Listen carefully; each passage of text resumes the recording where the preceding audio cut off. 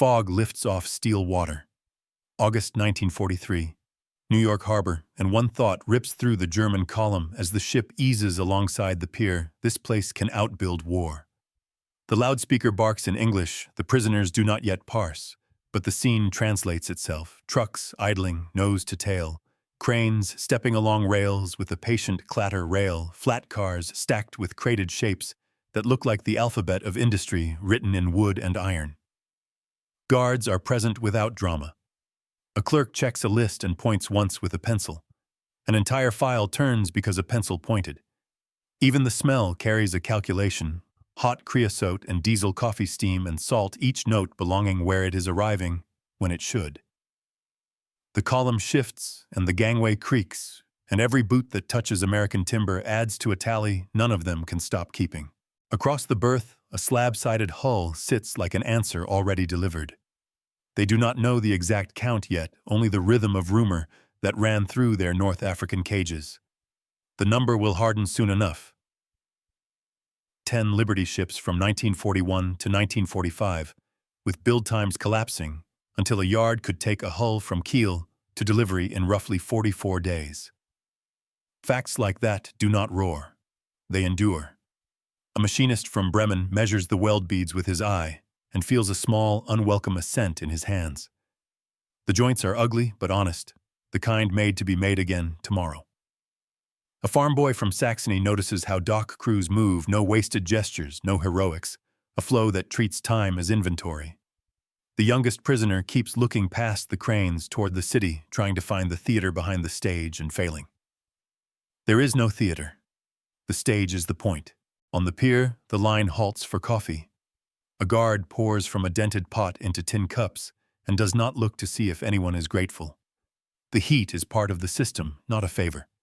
The men drink because that is what men do when something warm is offered after a cold crossing. The taste rides their tongues like an argument they are losing. When the order comes to board the train, it arrives as a glance at a platform clock. Nothing more. Doors slam. Couplers bang once. The cars take the curve as if the day itself were on a schedule larger than authority. Outside the windows, New Jersey unrolls in yards and spans and tanks and wires, and the light changes from harbor gray to mill glare. If fear has a sound here, it is drowned by throughput. They try to keep their faces forward. The rules say so. Attention is harder to command. A crane trolley runs to the end of a track, stops, reverses, runs again. The cadence precise enough to steady breath. A siding holds arcs of corrugated steel nested like ribs kits that will become huts by noon, under hands that know which bolt goes where by feel. At a junction, the train idles long enough for the men to mark a water tower, a brick powerhouse, a yard office with chalk lines on a board, and a man updating them without speaking. On a distant spur, boxcars open like mouths. Forklifts nose in and out with the steadiness of a metronome. No one here announces efficiency. It is simply the climate. By night, the car smells of straw and machine oil and a little coffee left in the dent of a cup. Someone says softly in German that when he saw the statue, he knew where he was. The guard in the aisle looks up but does not ask for a translation. The sentence feels childish in the speaker's mouth and perfect in its weight. When I saw the Statue of Liberty, I knew I was in the United States. He does not mean the copper figure. He means the piers that feed it, the cranes that frame it, the rails that carry away from it, the paperwork that clears under it without flourish. The others do not answer. They listen to the wheel noise, find its groove, and hold it. Morning lays the country open. Steel valleys in Pennsylvania roofs like whales, slag heaps turned to terraces by habit. Then Ohio with stacks and tanks and a glimpse of a final assembly floor, where the noses of aircraft point toward doors, the way horses point toward the prairie. Then Illinois, where tracks braid and unbraid, with a logic that feels less like plan and more like instinct. In every view, there is a simple insult to old ideas about war. Here, the rear is not quiet. It is colossal. A corporal who once counted machine gun belts by the link watches a depot unload without speeches and understands more than he wants to someone taught these thousands to be ordinary at speed. When the cars finally angle into plane's light, and the air thins to dust and sun. A row of corrugated huts rises beyond a fence in a grid clean enough to be a ledger. Men with clipboards walk the lines and do not hurry, which is how you know they will finish. The train bleeds off speed. The guard checks his watch again and yawns a sound sized to the workday, not the war. A whistle somewhere answers in short blasts that belong to a plant they cannot see. The young one who spoke of the statue learns the American word schedule and tries it on his tongue until it feels less foreign. In the quiet that follows, the first day resolves into a conclusion that began on the water and now sits in the chest like a metal coin, heavy and exact. This place can outbuild war. The train gives them back to daylight and dust and the long rectangle of a camp that looks less like a prison than a ledger written on ground. Autumn 1943, Central Texas. Rows of huts repeat to the horizon. A water tower pins the sky. A whistle marks noon with the same indifference it marked dawn. What problem is being solved here is not hidden and not sentimental. The Americans have to turn geography into delivery. They have to move food to factories and factories to ports and ports to oceans and do it again tomorrow without losing rhythm. Behind the wire, the men can feel the size of that obligation because it arrives as routine. Mess lines advance at a rate you could set your watch by. The laundry returns on the day somebody said it would. A truck backs to a storehouse door and drops sacks on a chalked square that fits them as if the chalk were a mold. If a nation has a doctrine, this one's doctrine is repeatability. On paper, the stakes look like columns. Material must cross 2 oceans faster than it burns at the front. Crews must be trained at a rate that outruns losses. Aircraft and ships must leave final assembly in rows that look more like agriculture than heroics. The men in the compound do not see the spreadsheets. They hear the outputs. A radio coughs an evening ball game, and in the pause between innings, a newsreader slides a number into the room as if it were weather. 300,000 military aircraft by war's end becomes a sound you can live inside, the auditory version of rows of noses pointing toward doors in a plant somewhere north. They have already met the other number in the harbor light, 2,710 Liberty ships, with build times collapsing to roughly 44 days at the fever pitch. Those figures are not decoration. They are deadlines the country keeps. The Germans have their own problem to solve. Survival is the outer frame. Inside it sits dignity. Inside that, if a man still has room, sits curiosity with teeth. An NCO who learned his trade in a Ruhr shop cannot stop himself from auditing what he sees. The huts that hold them are arcs of corrugated steel that bolt together like memory. A foreman with a clipboard nods and 4 men lift and key a rib, and it makes sense that there might be 170,000 of these arches scattered across this continent, because the shape looks like a decision someone meant to repeat. Standardization is not an idea here. It is a reflex. Door latches match across units. Stovepipes rise at the same offset. A guard climbs a ladder with the kind of balance that comes from having climbed the same ladder yesterday and last week. Then the prisoners realize that what turns decision into doctrine is not enthusiasm, but parts that fit. Constraints announce themselves in the negative space. Nobody brags about fuel. It is simply there when it must be. Nobody complains about distance. Rail makes distance into hours and schedules make hours into tasks. The camp has too few guards to perform theater, which means the guards do not attempt theater. They do not slam rifle butts or count louder than necessary. They check watch against task and task against watch and let process carry the load. That restraint is not kindness, it is efficiency. If you hoard drama, you can spend time on work. The American side has its own shortages, hands chiefly. Men are gone to North Africa and the Central Pacific and England and training posts with names the prisoners cannot hold in their mouths yet. The answer is not to slow the system, but to root around the missing with rules. Under the Geneva Articles, work flows where it can without touching weapons or war industries directly, which still leaves canneries and sawmills and farm belts hungry for labor. When the detail lists go up, the older men notice the care in the columns: hours, miles, rations, pay, chits tallied and initialed. Before the war, they would have scorned such accountancy as small. Here it reads like strategy. Then they realize the country's great engine is not any one plant or line. It is the habit of tracking promises and making them true. What the prisoners feel as pride on the other side of the wire is something more useful to the people running the place: predictability. The mess sergeant knows to the plate how many men will clear the line before the light goes. The quartermaster knows to the pound what leaves the storehouse by noon. The rail office knows to the minute when a spur will be free for the next inbound.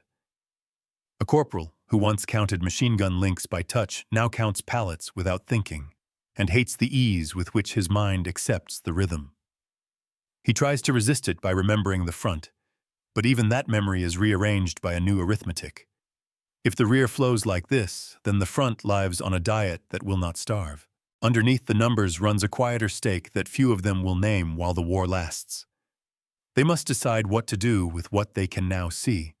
Some choose scorn, others choose study. A man raised to believe that victory belongs to nerve and improvisation looks into a storehouse where boxes are stacked to a chalked line and feels the floor tilt. Perhaps the real courage is in doing the obvious without failing over and over in a system big enough to punish error without malice. He will not say this aloud.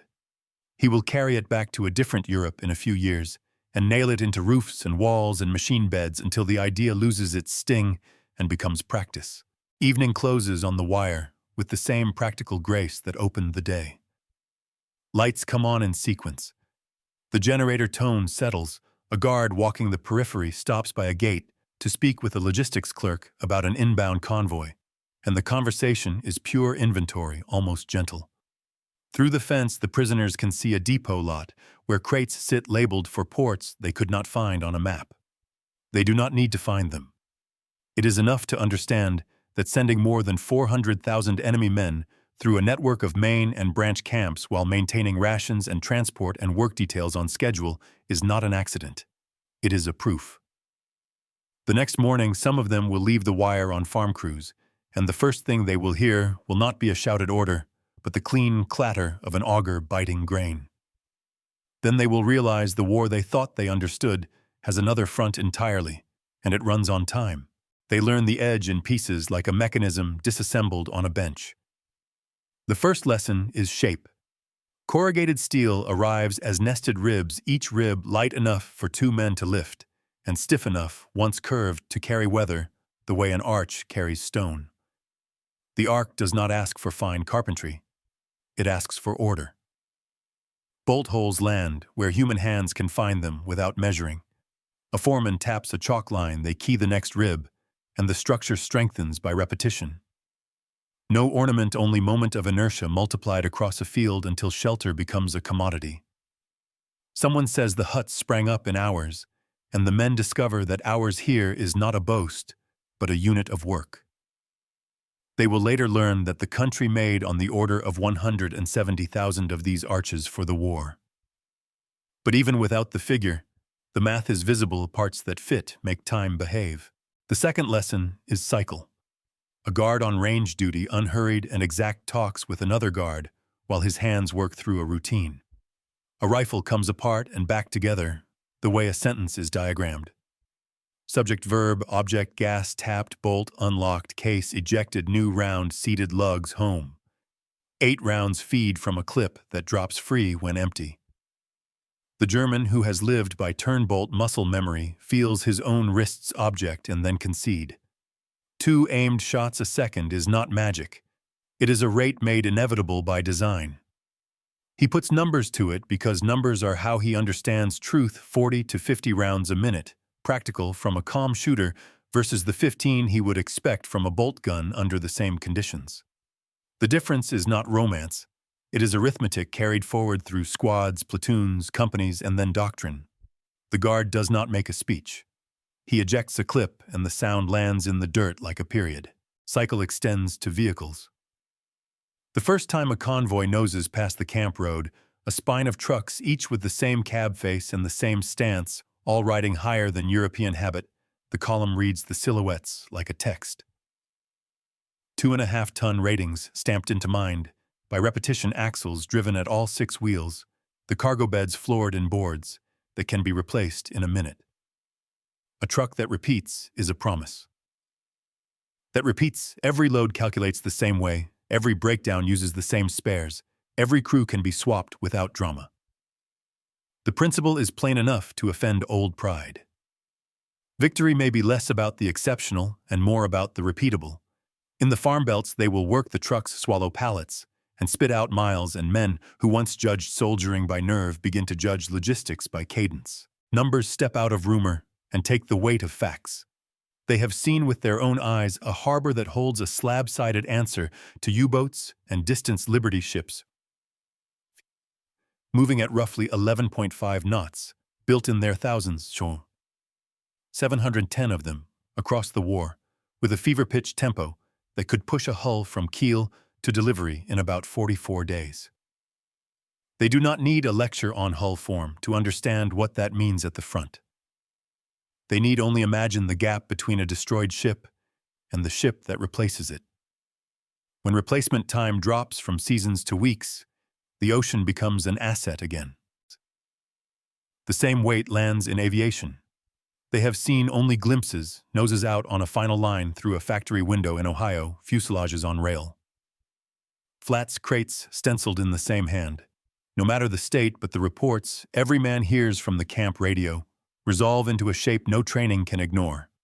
By war's end, the United States will have built roughly 300,000 military aircraft, with the curve peaking so high in 1944 that it almost feels like fiction, until you remember the lights you saw burning at midnight on the way west. Airframes are just the banner. The true fact is, the ecosystem beneath magnetos, plugs, tires, instruments, aluminum rolled and heat-treated to tolerances that make wings loyal over time. The German machinist says nothing, but in his head he adds a column for every subassembly and realizes the decisive measurement is not horsepower, but lead time. Rail makes the abstraction into a floor you can stand on. Standard gauge binds yards to yards without argument. Boxcars 50-ton brutes in brown and dust arrive open and are empty exactly when the board says they will be empty. The men learn to name the sound of a coupling, like a craftsman knows wood grain. It is not romance. It is a habit of timing built into iron. Where they came from, trains were feats. Here they are fixtures. That difference shaves days off everything, and days compound into outcomes. Even food is a mechanism. In a cannery detail, the belt runs until you think it will wear a groove into the air itself. Lids crimp with a clean, repeatable motion. Cases stack to a chalk mark, and the chalk is never wrong. The foreman runs 5 stations with a pencil and a look, and the look is not hard because it does not need to be. Men raised to believe leadership is a voice discover another kind, leadership as calibration. The lesson fits inside a sentence that none of them will be proud to carry, and none of them can honestly reject. Systems, not speeches, decide capacity. What they bring to all of this is not awe, but a craftsman's surrender to the stubborn thing that works. Corrugation multiplies stiffness. A gas port harvests energy you were throwing away. Standard trucks flatten the map. Shipyards treat hulls like crops. Rail is a metronome. Assembly lines make time pay interest. The edge is not a secret and not a miracle. It is the accumulation of simple choices that agree with each other. Watching it, a man who once loved improvisation for its courage finds a different respect, growing reluctant and exact for the quiet violence of reliability. The first week outside the wire becomes a series of benches where America lays its tools and lets them be looked at. A farm convoy collects the work detail at dawn, 6 trucks with the same stance and the same chalk marks on their tailgates, each rated to carry 2.5 tons. The sun is still level with the fence when the column turns onto a gravel road and the fields open like a ruled page. A combine coughs to life and steadies into a note that does not vary. An auger takes grain from gravity and throws it up a tube. Sacks rise and drop in a cadence that a man could time with his pulse. By noon, 3 loads have gone to the elevator, and by dusk, 6, each one tallied on a clipboard that never once looks surprised. Then they realize yield has been turned into schedule. You can feel the war move when routine moves. In the sawmill a day later, the lesson is timber measured into numbers. The head rig takes a log and turns it into planks with a feed rate the foreman quotes from memory. A second saw splits the planks to order. The floor is chalked into rectangles of 4x8 stacks climb until they touch the line and stop. A German who apprenticed in a shop back home runs a hand over a new board and says nothing. He listens to the blade settle into the cut and hears attention paid to bearings, belts, oil. There is a neat arithmetic to it, board feet per hour multiplied by hours in a shift, then multiplied again by how many shifts the mill can stand before men must sleep. The answer is not heroic. It is merely large enough. The range shows them the difference between a doctrine that loves the brilliant and a doctrine that prefers the inevitable. An American corporal with a sunburned forearm sets up at a bench, shoulders his rifle, and lets the mechanism speak.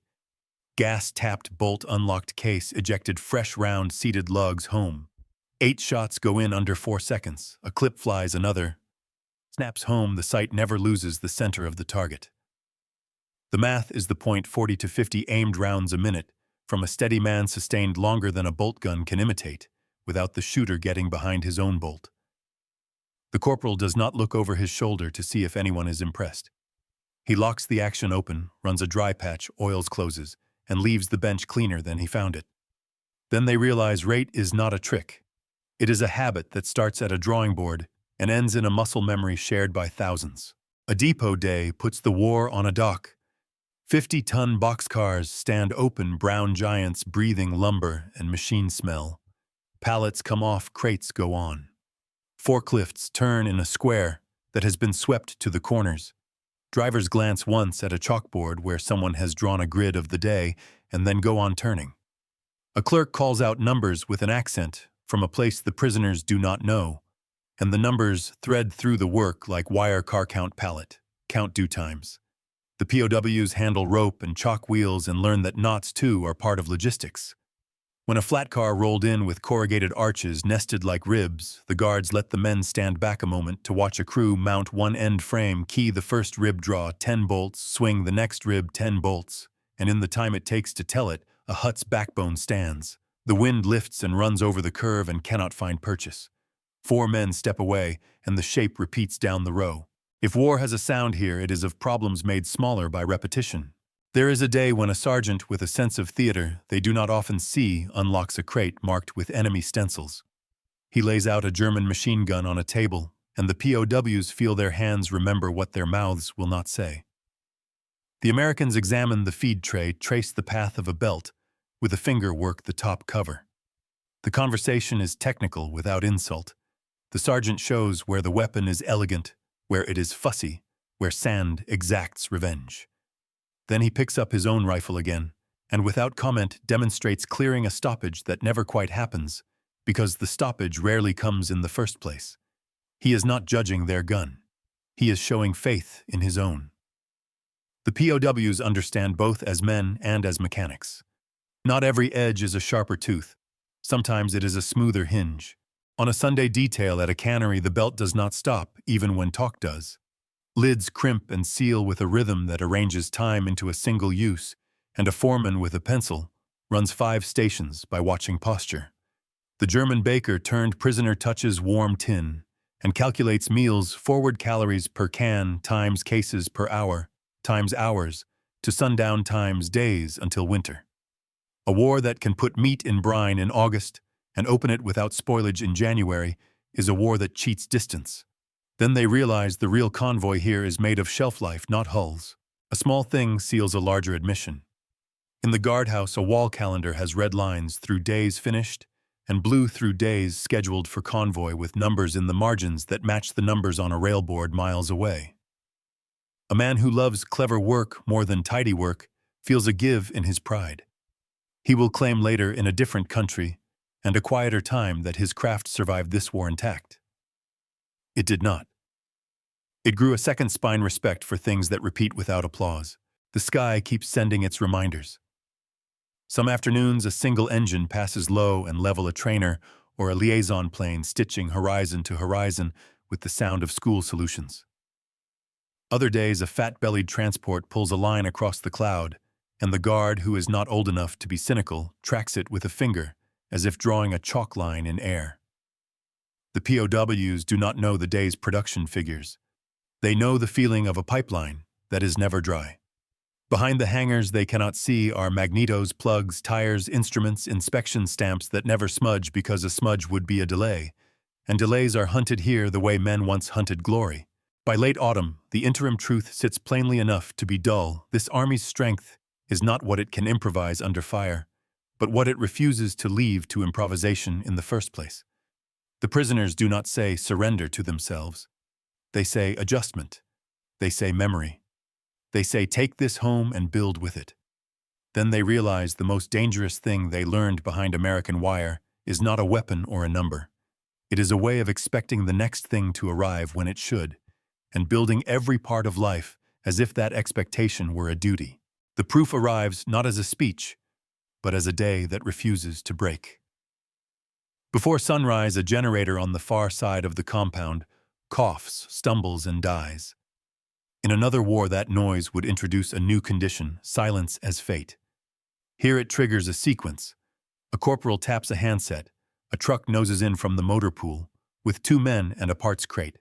The crate opens to labeled trays, and a checklist appears as if the paper had been waiting for the failure. One man isolates fuel, the other checks ignition, plugs out gap, checked wires, reseated carburetor bowl, drained fresh line, fitted fuel, run spark, proven engine restarted. The generator steadies into its note before the sky is fully light. No one congratulates anyone. The log gets a date, hour, part number, signature. The prisoners watch the same way a mechanic watches a colleague lift a seized fastener without force, not with wonder, with relief that the right habits exist. Reliability is less a quality than a culture. The trucks that collect the farm detail at dawn carry tool rolls under their seats, belts looped to spare hooks, filters wrapped in waxed paper and stamped with stock codes. Each crew runs a small ritual before the convoy moves: oil, coolant, tire pressure, the quick hand on a hub to feel heat that shouldn't be there, then pencils tick a card, and the card slides back into a metal slot above the dash. If something is wrong, the truck steps out of the line and another steps in. Downtime is treated as an insult, not to pride, to schedule. On a day when a water pump begins to leak at the road shoulder, the convoy loses 5 minutes while a driver pulls a new gasket from his box and nudges the bolts home. No shouting, no improvisation to admire. Just a small failure met at its natural size. Training appears not as parades, but as sameness that resists fatigue. Guards rotate range duty, and every one of them runs the same safety talk with the same cadence and the same dry humor at the same place in the script. The first time it sounds rehearsed. The 5th time it sounds like a promise the man behind the rifle will be the same man, no matter the name. In the cannery, a teenage boy on a summer crew replaces an older worker for an afternoon, and the belt never wavers.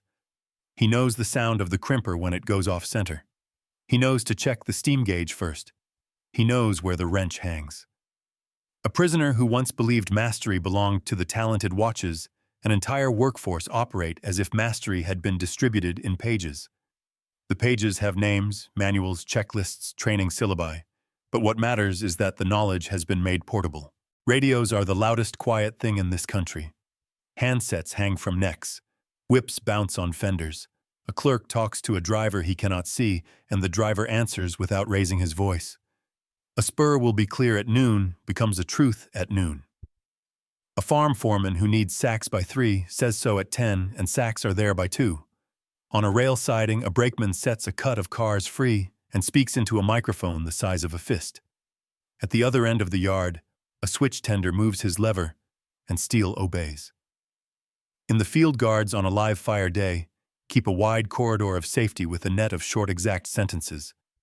The prisoners come from an army that knows the value of runners and flares, an understanding gained from the look on a sergeant's face. None of that is missing here. It is simply amplified by a wire as if decision had suddenly grown longer legs. Fuel is the dull miracle under everything. Not the drum itself, not the smell at the valve, but the fact that the drum appears where it should, when it should, at more places than any of them can count. At farms, tanks crouch beside barns like tame animals. On highways, tankers run in pairs. In depots, hoses couple with a turn, and the world continues. The prisoners have seen what a front looks like when supply is a rumor and fuel is a prayer. This is the opposite, a war in which engines are assumed to run, and doctrine grows from that assumption outward into tactics.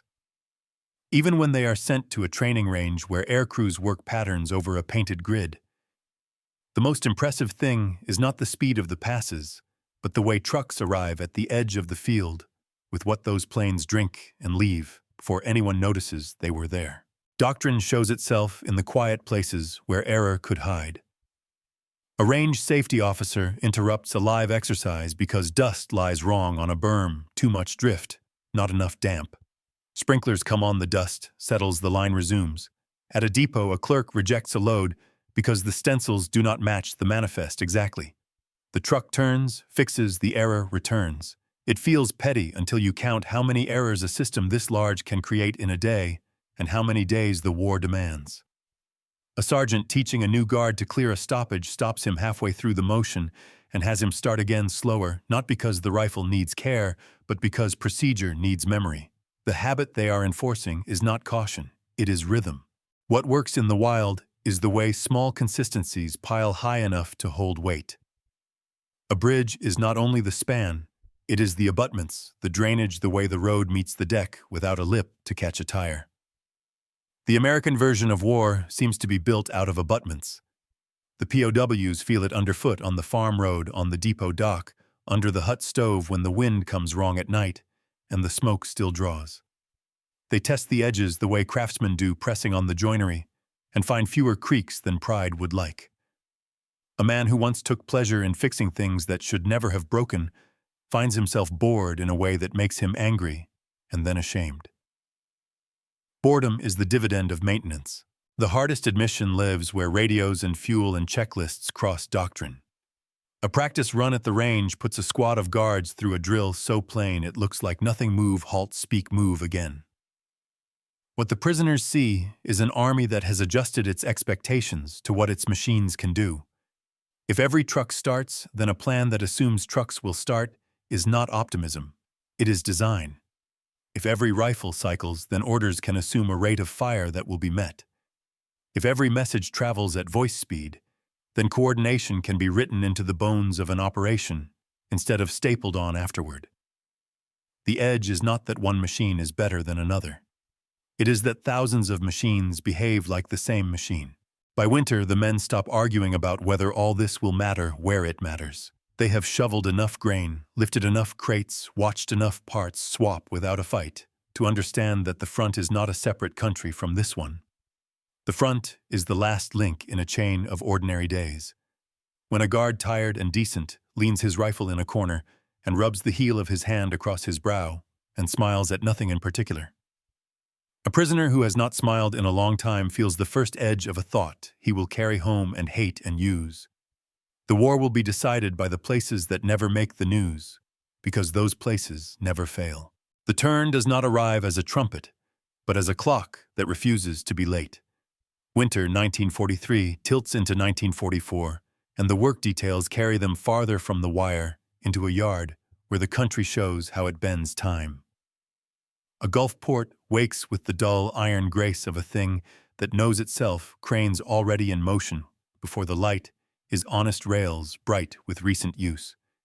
The prisoners are posted to a dock where pallets must be walked from truck beds to slings, a dull, back-stiff job with no audience.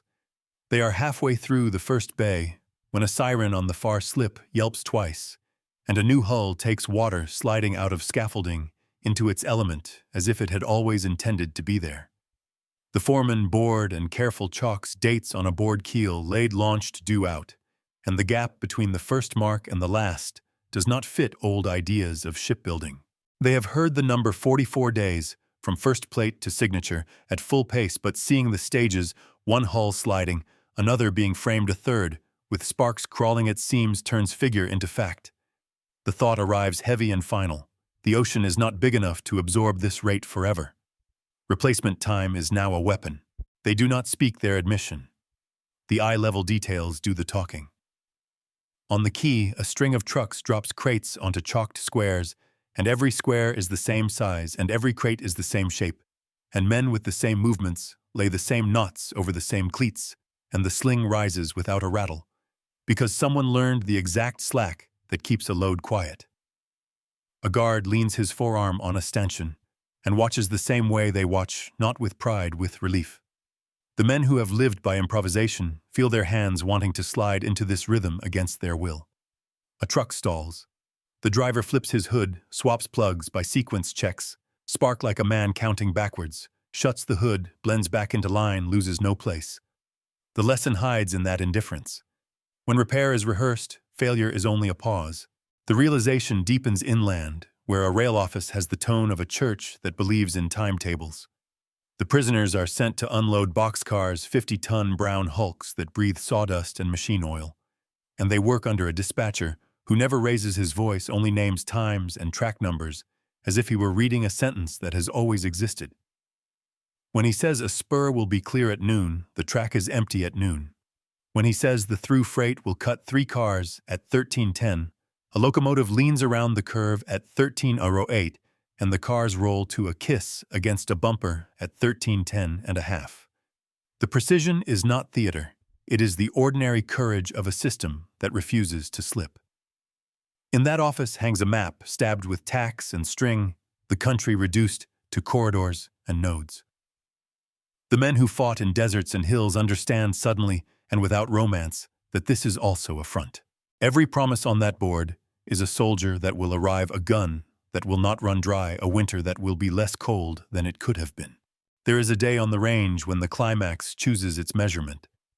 A dust wind comes off the flats and tries to break the safety plan. The officer in charge does not accept argument from weather. Sprinklers come on water. Darkens, the berm flags go up, lines reform, and the drill proceeds exactly as written. The guards move, halt, speak, move again, and the rifles do what they were designed to do, cycling without complaint. 8 and a pause and 8 again, the sight picture never leaving center for long. The prisoners do not count cartridges as spectacle.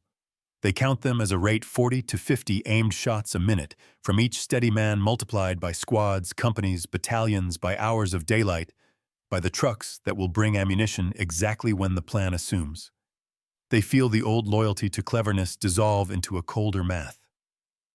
If you can name the rate, you can write the plan. If you can write the plan, you can make the result. What finally tips the scale is smaller than a harbor and quieter than a firing line. It happens at a cannery when a jam that could have ruined a shift lasts 13 seconds. A lid seater grabs the belt, shutters a boy. On the line hits a stop. A woman swings a wrench, backs a nut, a quarter, reseats a guide. The boy restarts, and the row of bright tin resumes its march, as if the interruption was a breath and not a wound. The foreman glances at the wall clock and adjusts nothing. 13 seconds disappears into the day like a drop into a river. The prisoners feel the insult to their old stories, the ones in which disasters are narrowly averted by men with fast hands and good luck. There is no luck here. There is a system designed to make errors small. The inflection is not emotional. It is architectural. They carry that fold in their thinking back to the camp, where the generator that died at dawn now purrs in a note so steady it becomes furniture. A wind comes wrong, and the stove draws anyway, because the flue height matches a calculation, and the dampers are set by habit. Supper lands in bowls the way figures land on a ledger, and a guard with dust on his boots counts heads and finds the number he expects. Light bleeds through corrugation ribs and writes curved shadows on the floor. A man who could once live on slogans feels how thin they are under this roof. The truth is heavier and less flattering. War turns on the time it takes to recover from the ordinary errors of large endeavors. This country has made that time short. The moment of realization fixes itself to one hard metric because the mind likes anchors. They pick the number that has followed them since the pier 44 days and attach to it the image of the hull sliding, while another is framed and a third is seamlit in sparks. Against that number they set everything else, the 8-round rhythm on the range, the 2.5 tons stamped into a tailgate, the hour a spur will be clear, and the minute when it is, the distance a convoy will cover because every truck will start. It becomes a private conversion table. For the rest of their lives they will translate threats and hopes into replacement time. Can you rebuild it faster than it can be broken? Can you feed it faster than it can be starved? If yes, then the outcome is already stalking toward you, quiet and inevitable. They do not say any of this aloud. They sit on barracks steps and drink coffee that tastes the same every evening, and watch a sky crossed by a single fat-bellied transport dragging a white line west to east. The aircraft is a dot with a sound, nothing to point at with pride or hate, an item in a day that will never make a communique. Yet the feeling it leaves is larger than the news can hold. The turning point has passed. The war inside their heads has shifted from whether to how long. The clock that refused to be late keeps the beat. Repatriation begins with lists and clocks. Winter leans into spring, 1945, and the names of men become trains. The trains become ships, and the ships make a slow turn back toward the horizon they crossed in shackles of schedule. The guards shake hands without ceremony. A clerk stamps a card and slides it across a table. A generator under the eave keeps its steady tone as if it means to escort them to the gate. They step through and look once at the rows of corrugated ribs and at the chalk marks that taught them to count promises, then climb the same kind of trucks that brought them here. On the road out, the camp shrinks to a grid, and the grid to an idea they will carry home under the skin like a healed scar. The train north is quieter than the first train south. The men do not know how to talk about what they learned without sounding like they have betrayed something. Through Texas light and the long Midwestern dusk, the cars sway past the ordinariness that undid them, storehouses squared to chalk water tanks where they should be elevators that breathe grain as calmly as men breathe air. At a junction, an engine leans around the curve 2 minutes before the time. A dispatcher named and couples exactly when the board predicted. Nobody claps. The day folds back into itself and the world continues. A prisoner who was a machinist before he wore a uniform watches a yard crew change out a coupling knuckle fast, exact, unafraid of repetition, and feels a loyalty relocate from brilliance to reliability. The harbor returns in reverse. Spring 1946. New York Harbor, the cranes move in the same old sentence, answering not to victory, but to the clock. A tug noses a troopship toward its place, and the city lifts into view with the same steel backbone it had the morning. Everything began here for them. The men line the rail and look for differences and find none. That is the point. The country won by refusing to be someone else. It will now win peace by the same refusal. When the gangway drops, the column does not think about the romance of departure. It thinks about the timetables pinned to walls and about how a system that can receive thousands politely has decided that politeness is an instrument. Europe receives them in rubble and ration bread. Station clocks hang straight over platforms made crooked by blast. A foreman in a half-roof shouts because he has to. Water stands in cellars. Bridges look like torn pages. And yet the men who have learned a different way of keeping time find work quickly, because they can now do the dull things beautifully. A generator coughs in a yard. Someone fetches the right wrench the first time. A bakery's belt rides wrong. A boy bends a guide by a quarter turn and writes the change down. A new roof goes up with the same repeating arc they learn to distrust, and then to trust rib by rib, bolt by bolt, until rain becomes a rumor again. Cities heal not from grand gestures, but from a million small repairs that arrive when they should. It is not an American lesson. It is a human one memorized in America. When they speak of those years later, they do not bother with the big numbers unless someone insists. The numbers exist, hulls laid and launched in weeks, trucks raided and counted, rifles cycling at a rate that could be written into a plan, but the memory that persists is smaller and harder. It is coffee poured on time at dawn, an auger that never missed a beat. A range officer who would rather stop a drill than let dust lie wrong. A clerk who rejected a crate because its stencils did not match its paper, and thereby saved a day 3 provinces away. They came home thinking war was decided by the moment a brave man chooses well. They rebuilt their lives by discovering that nations are decided by the moments when ordinary people refuse to choose poorly.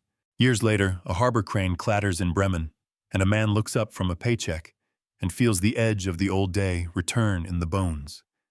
He hears a radio voice name a time, and watches a truck appear at that time, and he is grateful for the absence of weather inside such sentences. He carries no romance for the camp that taught him this, and no hatred either. What he keeps is the standard. He tries to pass it on with tools and habits and the insistence that schedules are not tyranny when they protect the weak. The war inside their heads ends where it began on steel water, and under cranes that speak in the grammar of load and lift. They stand in cities that work again because clocks were taught to keep promises, and because men learned to forgive boredom in exchange for results.